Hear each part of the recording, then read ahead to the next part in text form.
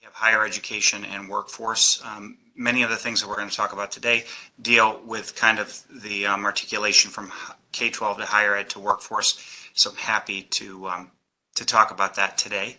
But we rebranded in May and kind of announced that in June, and that's going very well. I also am able to introduce you to Rob Coyle. He's our technical program manager with digital credentials, and he recently joined us, I think, within the last week and a half. And so he runs the technical work groups that extend our data standards, and that's primarily what we focus on, our interoperability data standards in K-12, higher ed, and workforce. And today we're going to talk more around our digital credential standards. I like to start my presentations with dad jokes because I'm a real dad. I've got two daughters. One graduated in 2022 and one's still in college. And so we're talking about digital credentials and next generation transcripts really has been a passion of mine for a while. My dad joke is, why did IMS Global change our name to One Ed Tech? So we could be #1 in the phone book. Doesn't make a lot of sense, but actually I checked we have a customer relationship membership management portal, and we're second in our portal because somebody started their company with 2 ones, 11. So, but you know, second isn't that bad. We've actually been around for 20 plus years. If you are in higher ed, you've probably known us through EDUCAUSE because we were a project of EDUCAUSE 20 plus years ago, and we spun out. These numbers are a little bit dated now because we broke 800 organizations just this week, mostly because of some of the growth in our Trusted Apps program. So we're over 100 members. We are a membership organization. We're organized as a 501c6. So we're an industry association, invites our members to come in and work together on interoperability data standards. So here is just the general statistics on Tech and some of our institutional members. We make learning interoperable, and this is my slide, but basically we work on getting those standards in place so that those standards are used across your digital learning ecosystem so you can really achieve equity and access. Today we're going to talk about comprehensive learner record, which is part of our digital credentials work. And I need to remind Mary to tap me on the shoulder and make sure we don't fire hose you with all the details. And I'm not on the technical side. Rob's on the technical side. He's getting up to speed on comprehensive learner record. But if you do want to get technical, we'll be happy to schedule a follow-up call with you. But really what comprehensive learner record is designed to do is help digitize and organize the shoebox, right? The list of credentials that we have accumulated over time that we tend to just put in a file folder if you're organized, or a shoebox if you're not, and then we pull it out from time to time when we need to share it with a new employer, or we need to get recertified or relicensed for something, and it tends to be a little bit of a mess. I actually joined One Ed Tech because I was running an e-transcript project for the state of Michigan, and we needed a standard to move away from the PDF to a digital format. And during that project, I realized that many of the school-to-work employers, people hiring people right out of high school, they weren't even asking for that transcript. So we spent a lot of time in K-12 standardizing the grades, standardizing the report card, working on the transcript, and nobody asks for it. And that's because we continue to flatten that data, right? It doesn't really say anything to the employer on what the student knows, what they can do, what they're experienced in.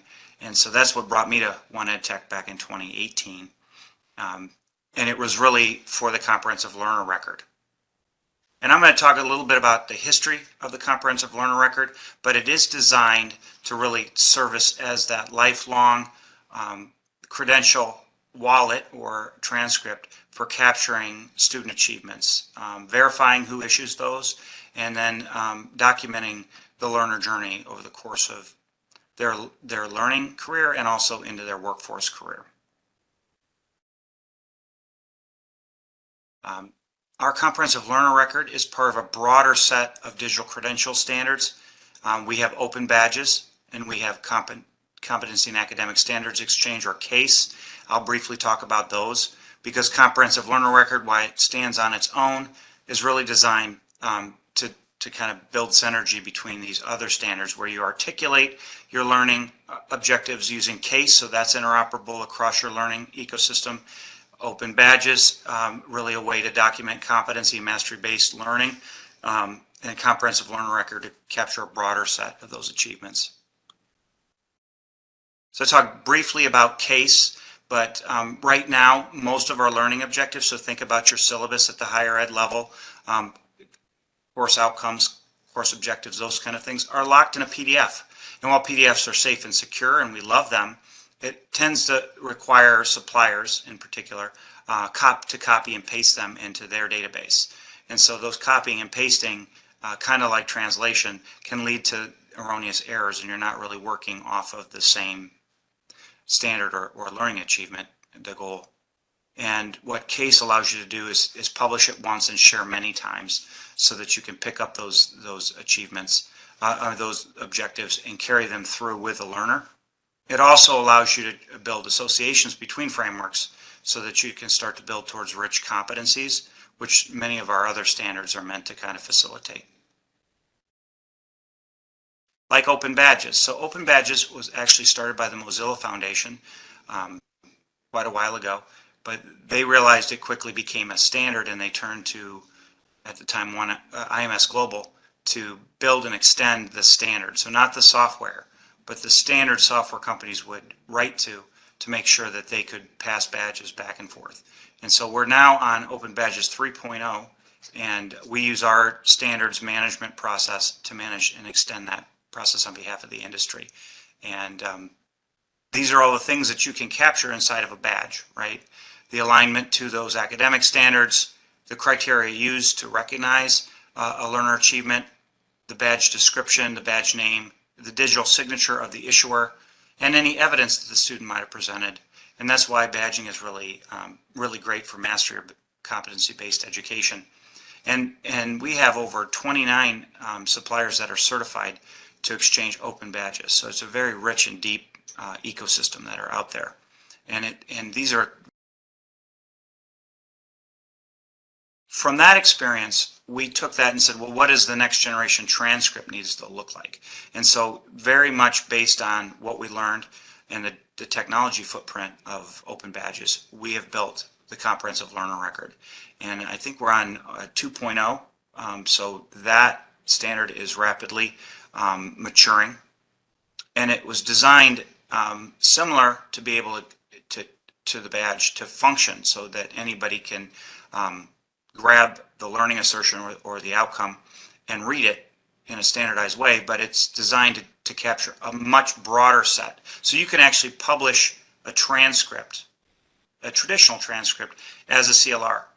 There aren't a lot of organizations that are issuing the full transcript as a CLR, but you can actually take the PDF version of a transcript, wrap it in a digital wrapper, and CLR would be the standard used to do that, so that the CLR generator would actually create all the metadata you need to turn that into a digital credential while still keeping the transcript information on the PDF.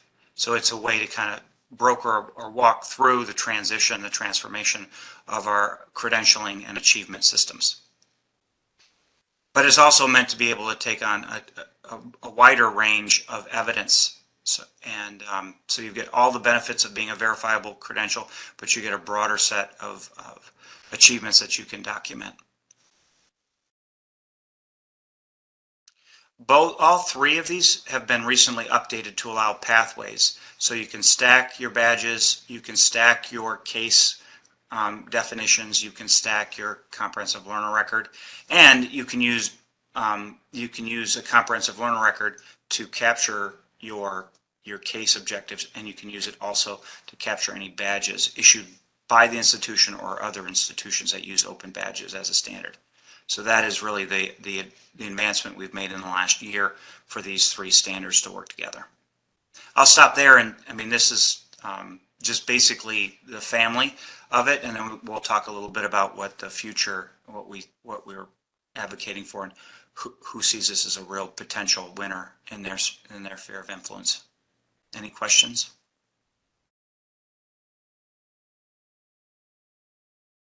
Please feel free to unmute yourself to ask Bruce a question, or else put it in the chat and I'll call his attention to it.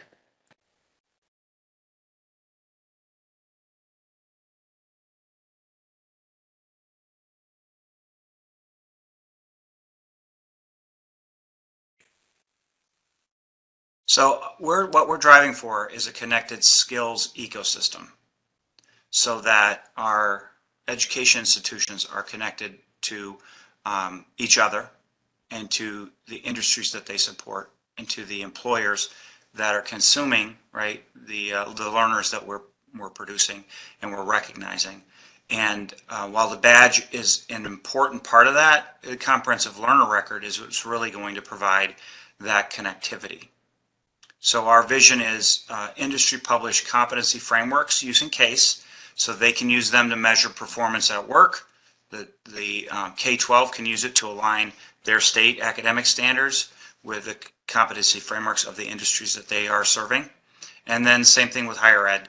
You can do matches between the outcomes of courses and the competency frameworks that industries are looking for, and then design the learning to meet those what we call crosswalked or merged frameworks, right? So if you do that by hand, it lives in the system that you do it in, whether it's Excel or Google, and it generates the PDF.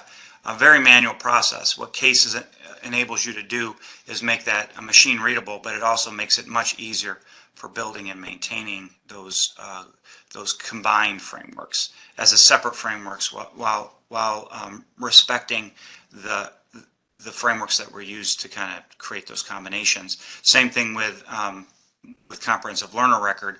We recognize the institution that's issuing it and when it was issued and the verification that it was issued to the individual learner, and providing additional support that the employers can trust those credentials because they're issued with a comprehensive learner record or they're issued with an open badge. I want to now go through a couple Bruce, of, yes, go ahead. there was a question from Alyssa. She was asking, does this have the capacity to function partly as a portfolio with learner artifacts? So the comprehensive learner record would be an interoperable standard that you would apply to the software that provides you with that portfolio. And many times CLR gets confused with the actual function of a portfolio or a backpack or a wallet, right? This is a standard that the software company would use to apply to their portfolio, their wallet, or their backpack, so that, let's say that I'm at the University of Minnesota and I have elements in my portfolio that I want to maintain that portfolio, and I'm going to go to another school for graduate work. Many times, if you don't use an interoperable standard, that coursework, evidence and everything, my daughter's a product design major, so it sits inside the University of Minnesota's portfolio service. But if that portfolio service adopts comprehensive learner record, two things can happen. One, the next institution can call their portfolio system without having to have the same one, right? It could be a different service that would then be able to call up all the evidence, all of the credentials that the student earned at the University of Minnesota. That's using comprehensive learner record. Or, and this is where we're starting to see some traction, the University of Minnesota issues a wallet to the student, and that portfolio item, because it's in a CLR, lives in that wallet. So the student can share that CLR with employers or their next institution, again, without having to give login access to the portfolio software. They would be able just to share their wallet, and that can all be curated by the individual. And then no logins required. See this unique ID, it belongs to the student and it belongs to the and it recognizes a credential that is verified. So when an employer clicks on that unique ID for that achievement, there's no login, there's no requirements to have the same software. The employer is going to be able to see that in an HTML rendering of what the actual learning was. And in many cases, when they use the CLR, like a portfolio, they can see the evidence as well. Bruce, there's another question from Joe this time. How might you see the case framework with EMSI skills? Are these two separate systems, or are there ways they can play or interact together? Yes. So yes, I'm familiar with that. They don't use a standard like case for authoring their standards. So the difference would be that you would code an API to read ISME and to get their skills into your software, right? Or you go to the website and do a manual search. That's very helpful. But we're focusing on that machine-to-machine reading. So you write your API, that's unique to ISME. So that's a custom API for ISME, and maybe they might even provide some code so you can incorporate it in your software. If they were using Case, you could write a Case API reader, and you could read their service, and you could read our service, which is called Case Network. And we have the state academic standards, right? So you could use the same API to read their service versus our service. We do have a good relationship with them. We also have a good relationship with an organization called Credential Engine. And, we're in the middle of figuring out how to work better together. With Credential Engine, they can read our service. So they've created a service to be able to read Case Network to get state academic standards into their platform. We're pushing mostly at the K-12 level for Case. And so I think ESME and Credential Engine haven't really adopted the ability to publish in Case yet. But I see that going in that direction. I'm at a state CIO conference right now, and people are starting to understand the need to create these unique IDs for academic standards, for credentials, for skills and other things, so that it is not a custom API, it's not hand-coded or copy and paste. They're starting to understand that having an interoperable standard can really cut down on the work and allow you to publish once and use many times. So very similar, but they are not using a standard for publishing ISME. Good question, though.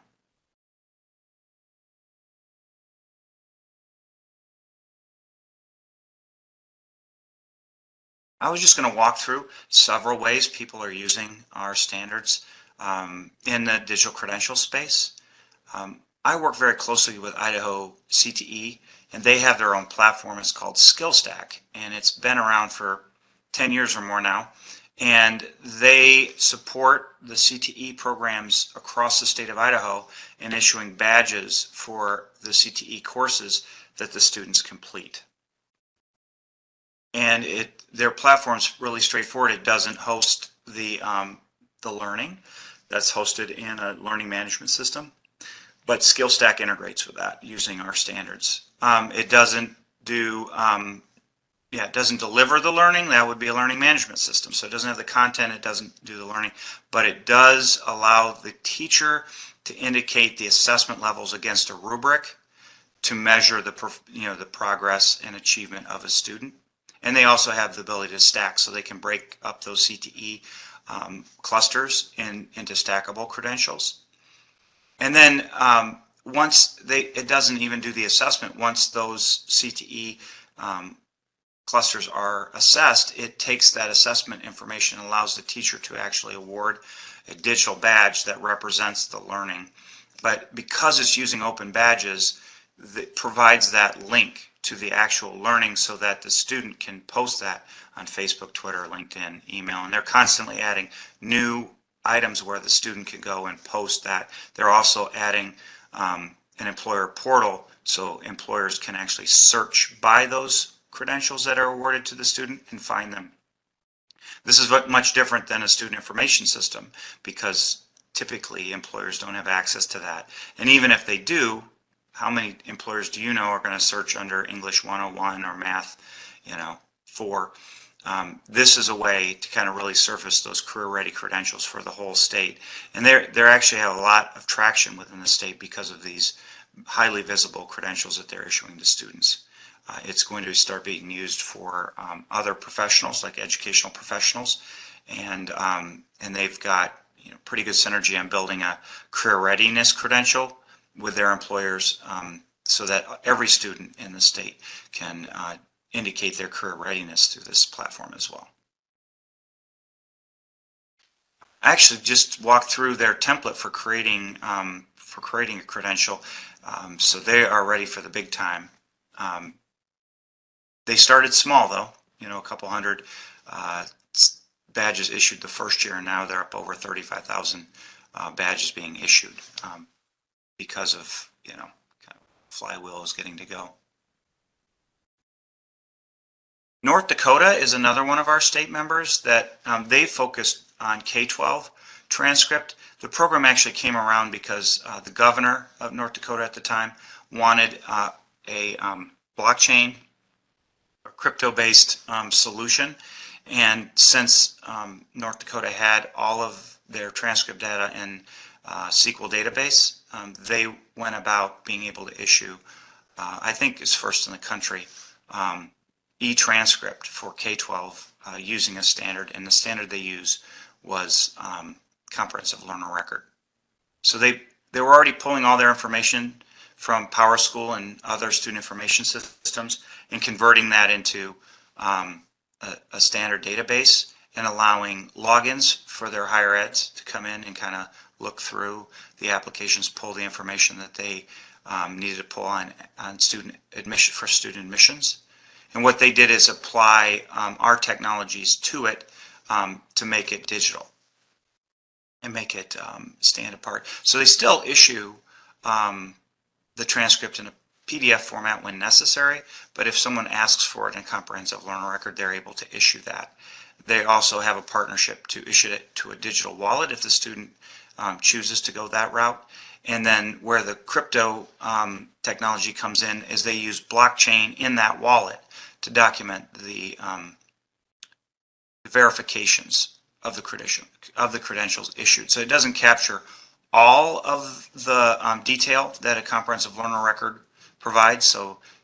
But it keeps track of the verification, what the issuer was, who the issuer was, who the recipient was, and the date of issue, and how good or lengthy is that credential over time. And with a high school transcript, that is indefinite, but they can document the high school, the learner, as the issuer, and when it was issued, and they do that using blockchain and digital identity. They went a step further, and they are issuing all their academic standards using CASE for their transcript system, so that the links inside their transcript system can actually link out to the actual standards or courses that the institution met to issue that transcript. And they've also put their CTE frameworks out there, and they're looking at a badging system right now to kind of do what Idaho Skill Stack is doing. And then they would pull those frameworks from their CASE implementation through the badging platform as well. So they were just recognized by CIO magazine, state CIO magazine, for this work. And then this is a use case that we're starting to see more and more of, and that is teacher licensure or professional certification. Actually, the organization that's working on this is telling me that they're seeing CLR interest in any area where there's a professional certification, because there hasn't been standards around how to document individual achievement, so CLR can be used for that, or how to capture it in a wallet. So CLR actually plays double duty. You can use it for the transcript, or you can use it for the wallet that can hold the transcript. And now, because of our upgrades, you can use that wallet to capture badges as well. So this is, kind of schematic of the Tennessee Department of Education. They've created teacher wallets for every one of their teachers. So if you remember back to my shoebox audit, that's meant to capture all of the credentials coming in to support the licensure. And that exists in many states, if not all states, right? Sometimes they don't collect evidence, but let's say that they do, but that data then is locked inside that state's system. But when you apply a wallet to it, the teacher then has all of those credentials that they can present in another state or to another district if they're just moving within the state. So it kind of serves as a a dynamic transcript and resume in case of teachers. And I know here is where they've actually added the quick and dirty CLR generator, so that if you do have the PDF version of your transcript, it can go through the generator to create the metadata necessary to verify that credential and go into the wallet while the the details of that credential stay on the PDF.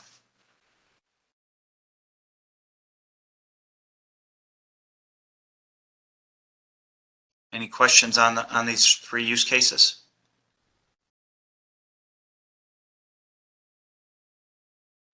The CLR has been recognized as the next generation transcript by the Registrars Association here in the U.S.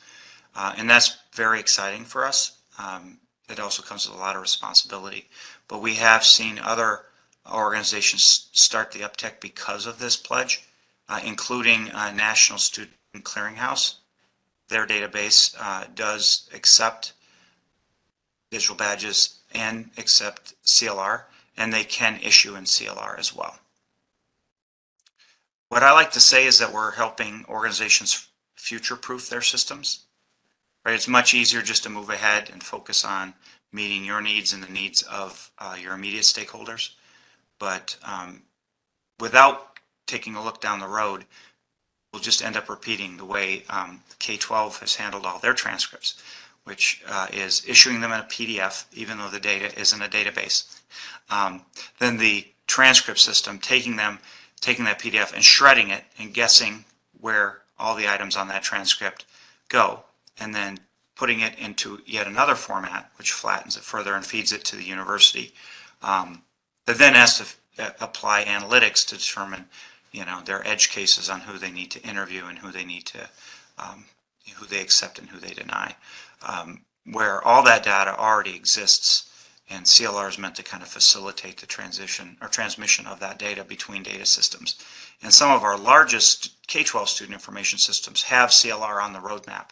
So it is a little chicken and the egg, but the more we have ACRO and the National Student Clearinghouse and some of these other name brand or name recognized organizations transacting in CLR, the faster it will be for the uptake.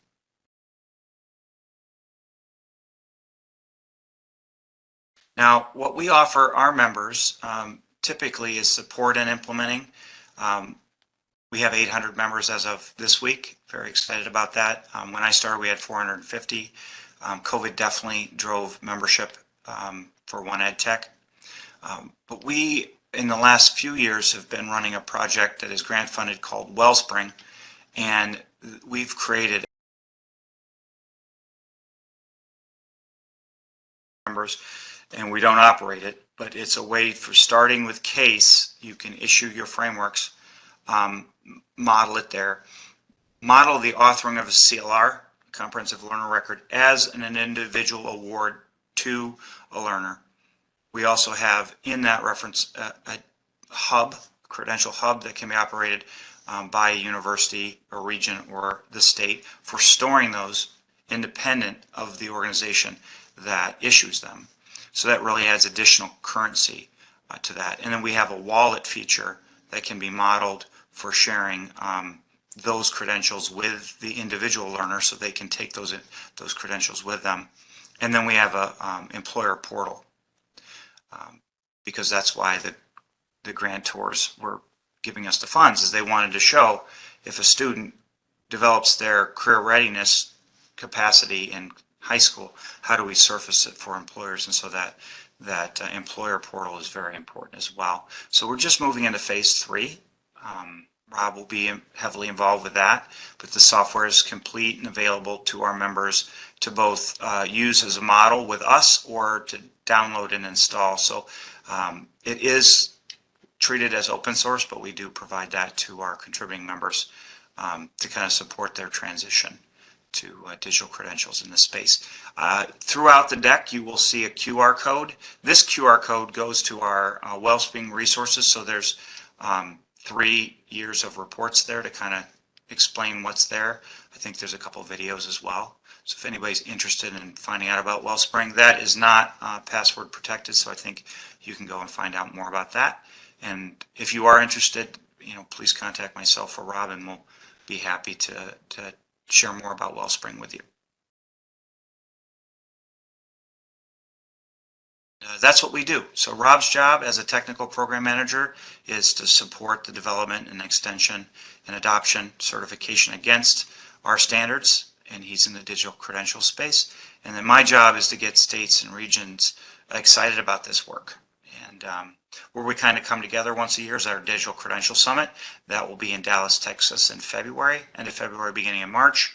And it's a great place to see what the digital learning ecosystem, digital credential ecosystem is working on.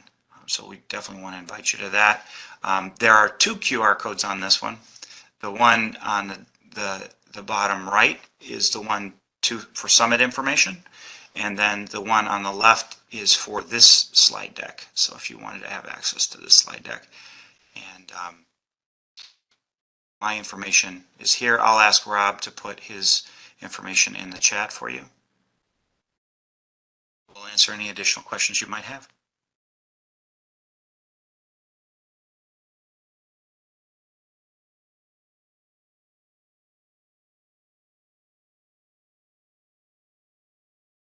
Bruce, this is Mary. I have a question about, some of these projects that you've been able to get in the door at a state level to get some traction going. Are there any, I don't know, best practices or ways that you've done that have been particularly successful? Minnesota is, as you probably know, very local control. So I'm just curious about how you've managed to leverage some of those state level types of projects. So the best one that I've seen, and I've seen it done 2 places, and it's operated by a supplier, but it's basically a project management approach. It's called OpenCLR, and what they do is they issue an RFP that's open, meaning that people can choose to participate in it or not. And that's how the North Carolina one came into being. North Dakota one, is that they issued this RFP, and I can put you in touch with Tracy Corsmo. The thing that I'm a little bit reticent about sharing that is there are consulting firms that operate that. And so someone won the ability to run that OpenCLR initiative. So many of the documents that they use to kind of broker the entire deal would probably belong to that supplier. But the idea is that you do a call for participation, which we use a very similar one for our standards, but a call, and then you vet those suppliers, and then you run it as an open project to see how far you can get by having the suppliers collaborate on behalf of your organization. Because unfortunately, that's kind of where we're at. I mean, if you do have extra capacity in certain state institutions, but what we've seen is that because this is so new and cutting edge, is that you kind of have to invite suppliers in to support different pieces of it. So I'm going to back up to the North Dakota one. The wallet is provided by somebody totally different. Some of these integrations provided by somebody totally different. Much of this is provided by North Dakota Technology Department, Information Technology Department, but some of the key pieces on actually delivery, they partnered with a supplier, like for the wallet, the best example. And then the supplier I'm hinting at, they were the project manager. They kind of keep all of the technical pieces in line. And they did that again through an open RFP. So if you would like to get in touch with Tracy and find out more about that open CLR, just the process, I'm happy to put you in touch with Tracy about that. Because that in itself is to me, it's an innovation. because it's a small state, and they were able to get all of this for very reasonable because they work with suppliers that were looking for, model use cases, and this is one of them. Thank you, Bruce. There's a question in the chat from Stephen. It's the University of Minnesota is exploring a CLR proof of concept. Curious if anyone else on this call is in a similar position. And you can unmute and speak up or put your response in the chat. This is Steve from U of M, so I wasn't asking specifically to the presenters, but we've heard a lot about CLR, and we've been exploring this for just over a year as we're working with a vendor that we already have on campus on producing a CLR. So I'm just curious, if there's anyone else on this call that's in a similar state to potentially, reach out to and collaborate or consult with to see what they're doing and how they're doing it. If you went to my Spartan story, I know that you're asking people on the call, and I'm a Michigan State Spartan. And for a while, Michigan State, their membership goes in and out. But they launched a program called My Spartan Story, and they did work with a supplier who wasn't using CLR out of Canada, and I do believe they picked it up for that. But it's a co-curricular record, and you can find out more at My Spartan Story if you Google that. And then the folks there tend to be pretty supportive. I've had them present for me before, so you can see that if you wanted to get another university that is using a co-curricular record. So it's not their transcript; it's complementary to their transcript, but it's a way to capture their global competencies. And I think under the hood, they're using comprehensive learner record. Yep, we definitely explored them. We've looked at University of Maryland Global Campus, Johns Hopkins University, University of Missouri. So institutions at different stages along the way to get their feedback and how best to go down this path. And we've had at least two conversations with Minnesota Department of Education, which is an IMS Global member, and they're interested in looking at their adult transcript. And then they also have another career readiness platform that they're part of a consortium on that they might consider applying that to. Again, it's more future-proofing their systems, right? So we are in conversations and helping them. Jeff over at the department believes there's some traction around this.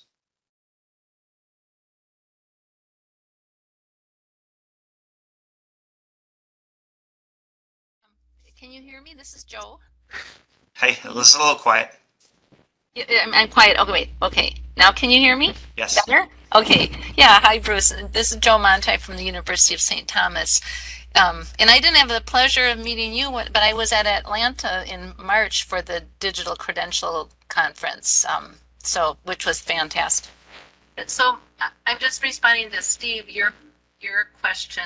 I'd say at St. Thomas, we're at the really beginning stages of some more in-house conversations about just this concept of comprehensive learner record. So I don't even think, like when you said, are we exploring a CLR proof of concept? I don't think we're at that point even yet to say that language, but I think we've had a number of our academic technology colleagues coming together with like our registrar and some of our other data analytics folks and looking at like just talking more about how can we even, for example, we do some digital badging using the Badger Now Canvas credential platform. And so we've been looking at even, is there a way that badge information from learners could be pushed into our system, either into Banner or Salesforce, to sort of start to look at a more expanded record than the kind of more traditional transcript that we have.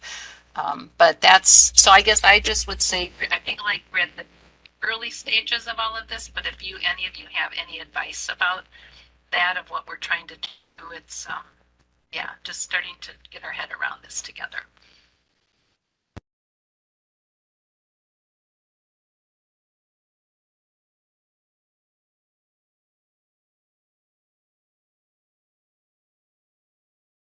what we're trying to do,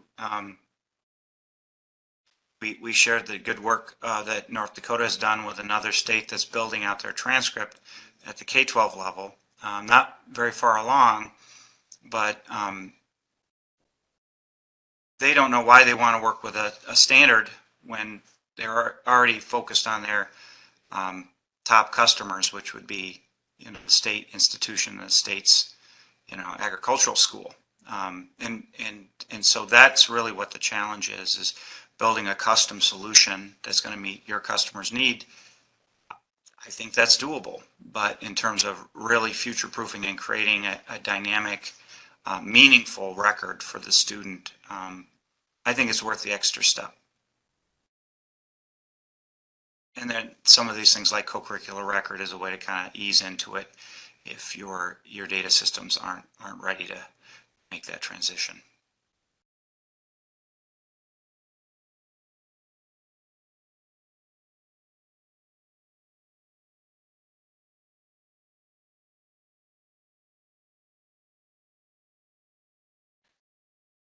Are there any other questions or comments from the audience or from Bruce?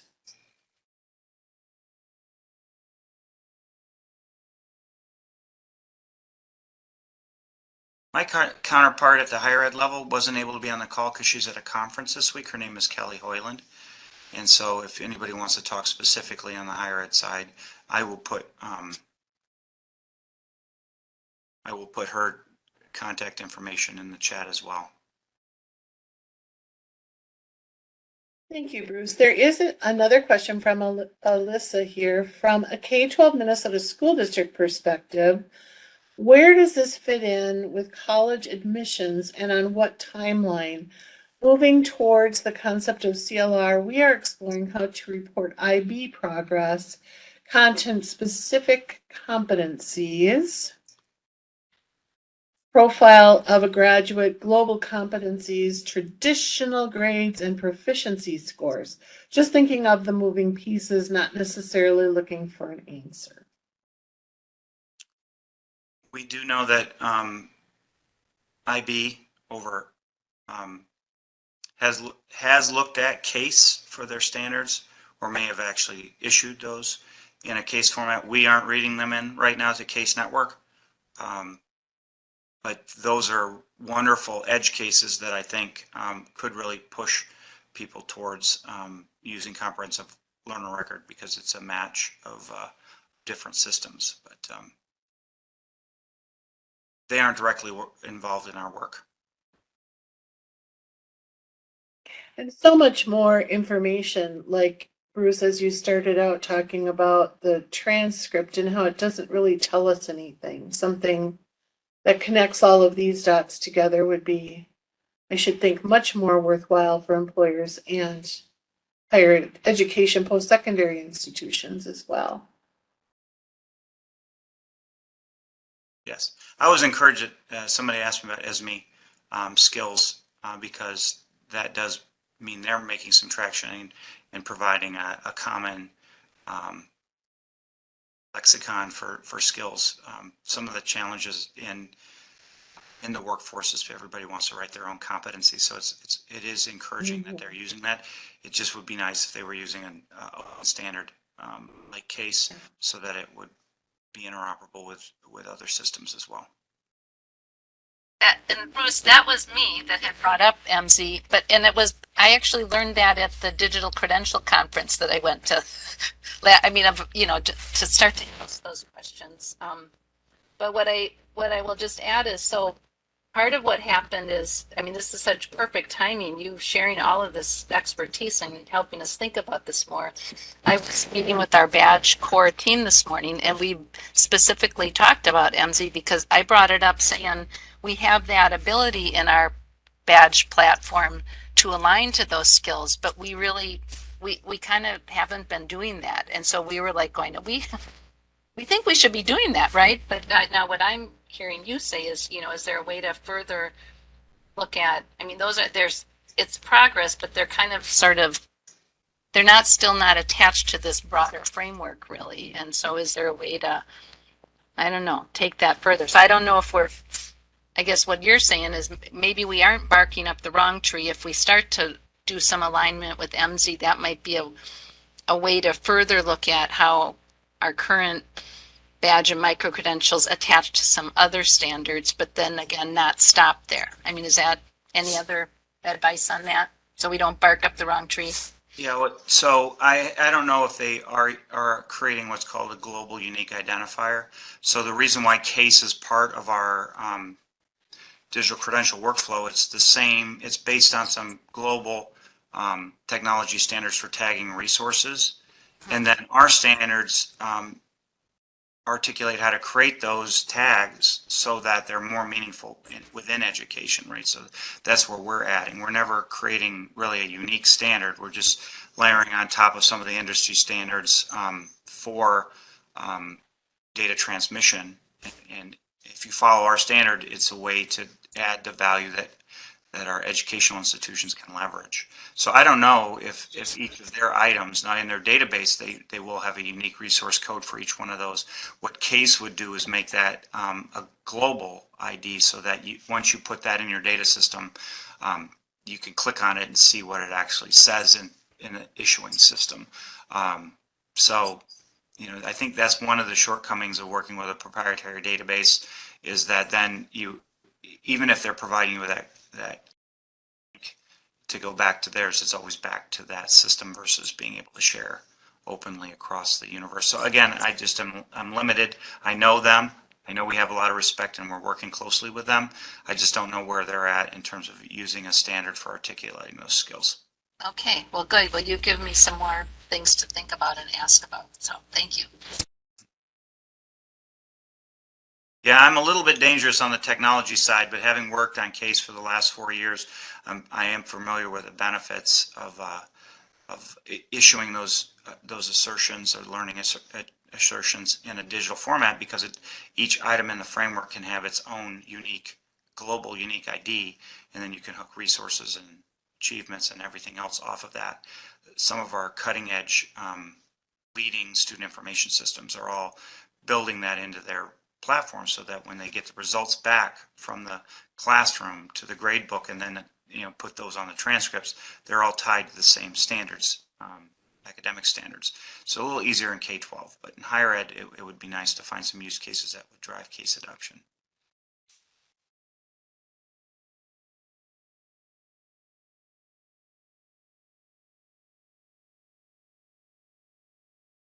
Mary, thank you for having us today. It's been great. Thank you so much, Bruce. I know you were taking time out of a conference that you're attending, so we really appreciate that to share your knowledge with us. And this was really great information. Well, I'm getting off at the right time. The reception is right now, so. Oh, okay, there. Great.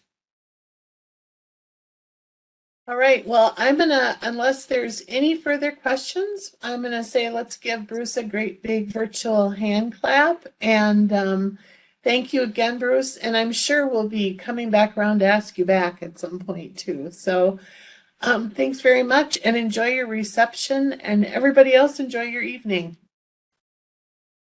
Bye, thanks. Thank you.